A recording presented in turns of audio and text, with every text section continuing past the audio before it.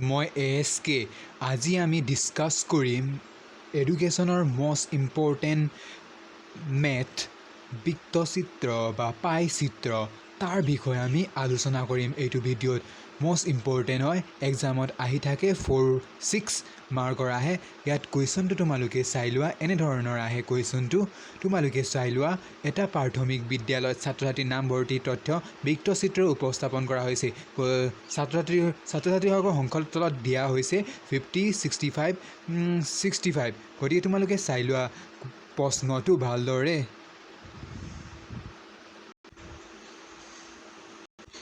আমি প্ৰথমে লিখিম সলিউশ্যনত আমি লিখিম 360 ডিগ্ৰী সংগ্ৰহিত ৰাশিৰ গোটেইকেইটাৰ মান প্ৰতিনিধিত্ব কৰিবৰ কাৰণে 360 ডিগ্ৰী ধৰা হৈছে হয় অৰ্থাৎ এইটো বৃত্তটোৰ মান গোল বৃত্তটোৰ মান 360 ডিগ্ৰী গতিকে 360 ডিগ্ৰী মানটো আমি ধৰি ল'ব লাগে তাৰ পাছত দিয়া আছে মুঠ ছাত্ৰ ছাত্ৰীৰ সংখ্যা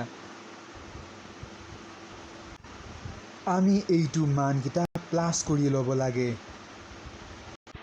তেতিয়া ওলাব 180 আমি ইয়াত লিখি ল'লোঁ 180 তেতিয়া আমি সমাধান কৰিম একৰ পৰা সমাধান কৰিম সমাধান 180 to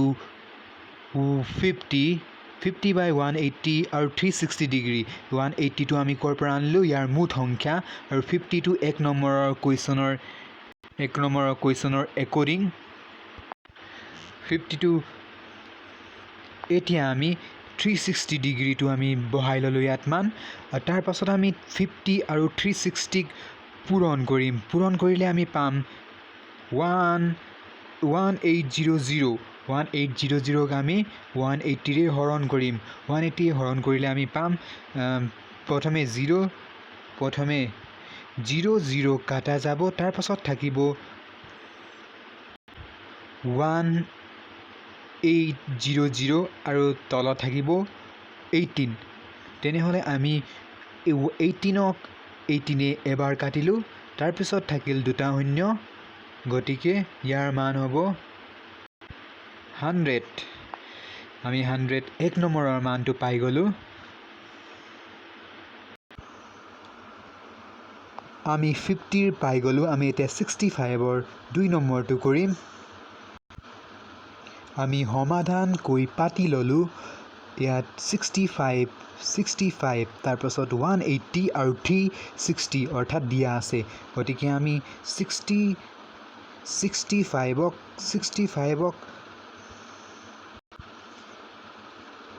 এতিয়া আমি 65ক 360ৰে পূৰণ কৰিলে পাম 23400ক আমি 180ৰে হৰণ কৰিম তেতিয়া পাম 130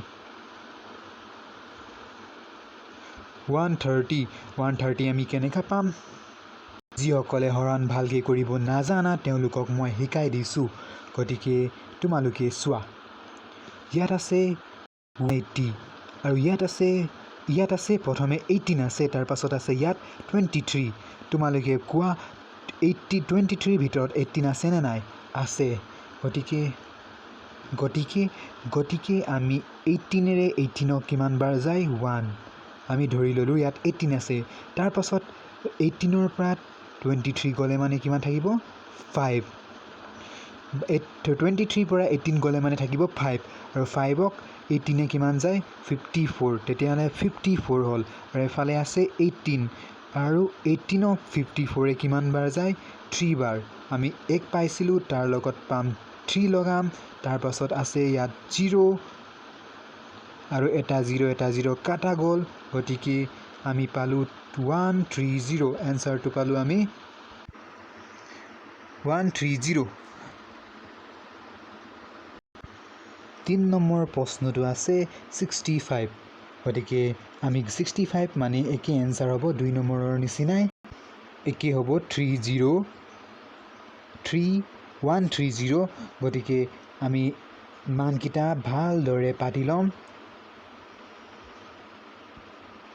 আমি 1 নম্বৰ পালোঁ 100 তাৰ পাছত পালোঁ 130 তাৰ পাছত পালোঁ 130 এতিয়া আমি এইবোৰ মান লৈ বৃত্তচিত্ৰ অংকন কৰিম। এনেদৰে আমি কম্পাছেৰে বৃত্তচিত্ৰ অংকন কৰি ল'লোঁ। তাৰ পাছত আমি কোণমান যন্ত্ৰটো বহাই ল'লোঁ ইয়াত। তাৰ পাছত আমি প্ৰথম আমাৰ মানটো আছিল 100, গতিকে আমি 100ত মিলাই ল'ম এইটো চোৱা। তাৰ পাছত 100ত মিলাই ল'লোঁ ইয়াত। তাৰ পাছত 1 নম্বৰটো সলভ হ'ল। 100 আছিলে, আমি 100টো ওলাই ল'লোঁ। 2 নম্বৰত মান পাইছিলোঁ আমি 130। 130ক আমি কি কৰিম? 130ক আমি কম্পাছটো এনেদৰে আমি য'ত 100 পাইছিলোঁ সেইটো লাইনটো হ'ল এইটো লাইনৰ পৰা কোণমান যন্ত্ৰটো বহাই ল'ম আৰু য'ত 130ৰ মান আছে এইটো ইয়াত চোৱা। 130ৰ মান ইয়াত আছে, গতিকে আমি 130ক এনেদৰে বহাই ল'ম। 2 নম্বৰটো সলভ হ'ল আৰু আমি যাম 3 নম্বৰো 130 আছে। 3 নম্বৰৰো 130 আছে, গতিকে আমি য'ত 2 নম্বৰৰ মান 130 পাইছিলোঁ তাৰ পৰা কোণমান যন্ত্ৰ ইয়াত বহাই ল'ম। তাৰ পৰা আকৌ 130ত আমি মানটো চোৱা। 130 ইয়াত আছে, 120, 130 আমি 130ত কোণমান যন্ত্ৰটো মিলাই ল'ম। গতিকে এনেদৰে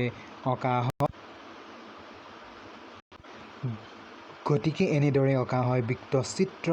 তোমালোকে আৰু পৰিসংখ্যাৰ অংকবোৰ জানিব বিচাৰা যদি মোৰ চেনেলটো ছাবস্ক্ৰাইব কৰিবা, বেল আইকনটো দবাবা। যেতিয়া মই ভিডিঅ' আপলোড কৰিম তোমালোকে গম পাবা আৰু সহযোগ কৰিবা চেনেলক।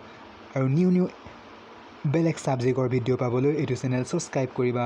ইয়াত সকলো ধৰণৰ ভিডিঅ' পোৱা যায় HS ছেকেণ্ড ইয়েৰৰ। গতিকে থেংক ইউ ফৰ ৱাচিং।